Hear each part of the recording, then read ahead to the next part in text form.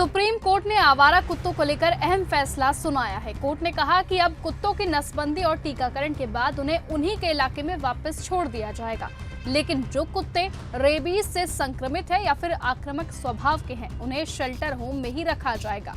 इसी के साथ ही कोर्ट ने सार्वजनिक जगहों पर कुत्तों को खाना खिलाने पर रोक लगा दी है, साथ ही अलग स्थान बनाने के भी निर्देश दिए हैं। तो वहीं सुप्रीम कोर्ट ने ये साफ कहा कि ये समस्या स्थानीय निकायों की लापरवाही का एक नतीजा है, जिन्होंने समय पर नसबंदी और टीकाकरण की पूरी प्रक्रिया नहीं करवाई है।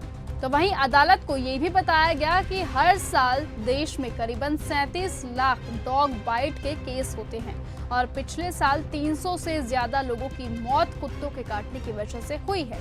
तो वहीं खास बात यह है कि सुप्रीम कोर्ट का ये आदेश अब पूरे देश में लागू हो चुका है।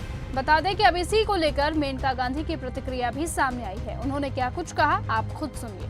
काटने का केवल एक ही वजह है और वो है कि जब कुत्ता उठा करके कहीं और फेंका जाता है, वो कुत्ता दर्द में है, घबराया हुआ है, उसको ये नहीं मालूम कि कहाँ है वो काटेगा। तो अगर ये पूरे केस का जड़ यही है कि लोग शिकायत कर रहे थे कि कुत्ते काट रहे हैं, तो मैं सहमत हूं कि वो काट रहे थे और मैं ये भी कह रही हूं कि वजह ये है। तो अगर फैसला ये हुआ कि उनको अपनी जगह में वापस डाला जाए एज पर द रूल्स, तो ये तो बहुत ही साइंटिफिक फैसला हुआ है और मैं बहुत खुश हूं इस पर। अच्छा, जहां तक रेबीज के कुत्ते हैं, जाहिर है कि वापस मत डालो।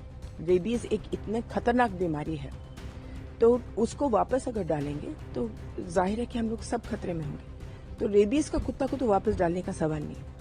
जहां आक्रमण का मामला है, ये अभी तक ग्रे एरिया है, क्योंकि अदालत ने ये नहीं बोला है कि आक्रामक कुत्ता होता क्या है। तो कुछ लोग कहते हैं कि जो कुत्ते भागते हैं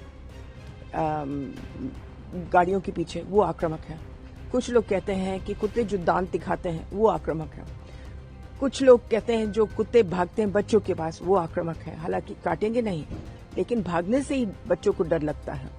कोई कुछ कहते हैं कि हमारे स्कूटर पर बैठ करके वैक्सीन खाते हैं, तो वो भी आक्रमण माना जाता है। तो ये फैसला हम लोगों को पहले बताया जाए कि आक्रामक कुत्ता होता क्या है। मैम, एक और चीज़ कही गई है कि जो पब्लिक फीडिंग एरिया है उसको बनाया जाए कि हर जगह पर लोग खाना न दें, एक एरिया हो, डेडिकेटेड एरिया हो, वहीं पर खाना दें। बिल्कुल सही है। और अभी तो उनको बोर्ड्स भी लगाने पड़ेंगे कि ये खिलाने वाली जगह है। ये तो सबसे अच्छी बात है। लोग घबराएंगे कि एक ही जगह पर सबको कैसे खिलाएं, लेकिन एक जगह तो सुप्रीम कोर्ट ने नहीं बोला।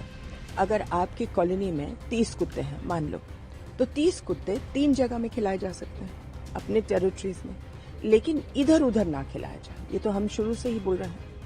मैम, क्या आपको लगता है कि सुप्रीम कोर्ट के इस फैसले से बाकी स्टेट्स में भी जो ये समस्या है उस पर एक रास्ता मिलेगा कि कैसे इस तरह की समस्या से निपटा जाए, क्योंकि अलग अलग स्टेट में अलग अलग तरह की इस तरह की समस्याएं हैं।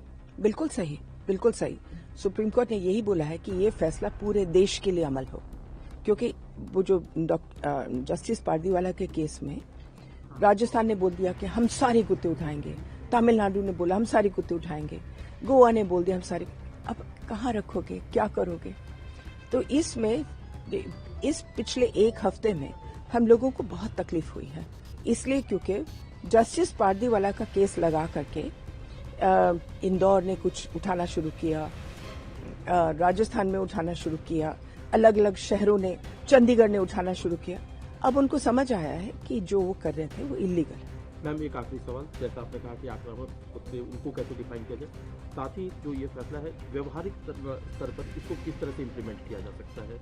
सबसे पहले म्यूनिसिपल कॉर्पोरेशंस को अच्छी तरह से एबीसी सेंटर्स बनाने पड़ेंगे। ये है ऑर्डर। जब तक एबीसी सेंटर ठीक नहीं होगा तब तक ये कार्यक्रम चल नहीं सकता। दूसरा ये है कि उस जजमेंट से डर के मारे पहली दफा 25 साल में सरकार ने पार्लियामेंट में बोला है कि हम 2,500 करोड़ रुपए इस प्रोग्राम के लिए डाल रहे हैं। अंत में क्या बोलते, ऊंट पहाड़ के नीचे आया। आज तक एक पैसा नहीं डाला था, जैसे तैसे नगर पालिका ने बना दिया।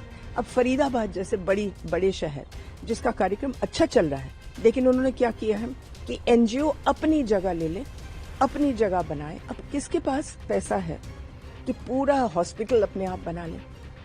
तो अब इन्होंने क्या कह दिया है, कि सारे म्यूनिसिपैलिटीज और नगर पालिका बनाए ठीक से एबीसी सेंटर, तब जाकर ये कार्यक्रम ठीक से चलेगा।